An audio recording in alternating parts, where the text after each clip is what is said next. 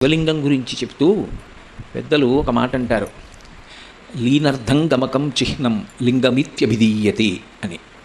ఈ సమస్త బ్రహ్మాండములు దేనిలో నుంచి బయటికి వచ్చాయో, దేని యందు నిలబడతాయో, చిట్ట చివర దేనిలోకి కలిసిపోతాయో దానికే లింగము అని పేరు.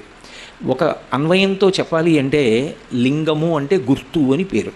దేనికి గుర్తది అంటే విశ్వమంతా ఎక్కడి నుంచి వస్తోందో, ఈ విశ్వమునకు రచయిత ఎవరో అటువంటి వాణ్ణి చూడాలి అంటే అక్కడికి వెళ్ళాలి. ఆయన్ని గుర్తుపట్టడానికి అసలు పరమేశ్వరుడు ఒకడు ఉన్నాడు, ఆ భావన ఒకటి ఏర్పడితే కదూ మనం ఆయన దర్శనం కోసం వెంపర్లాడ్డాం. నాకు ఎవరో ఒక ఆయన్ని చూడాలి అని ఎప్పుడు అనిపిస్తుంది? ఆయన గురించి విన్నాను అనుకోండి, ఆయన చాలా మహితాత్ముడు, జీవితంలో ఎన్నో ఉపకారాలు చేసినవాడు, ఎంతో కీర్తిని సముపార్జించుకున్నవాడు, క్రమశిక్షణతో కూడుకున్నటువంటి జీవన విధానం ఉన్నవాడు, గొప్ప తపస్సంపన్నుడు, భక్తి తత్పరుడు అని నేను విన్నాను అనుకోండి.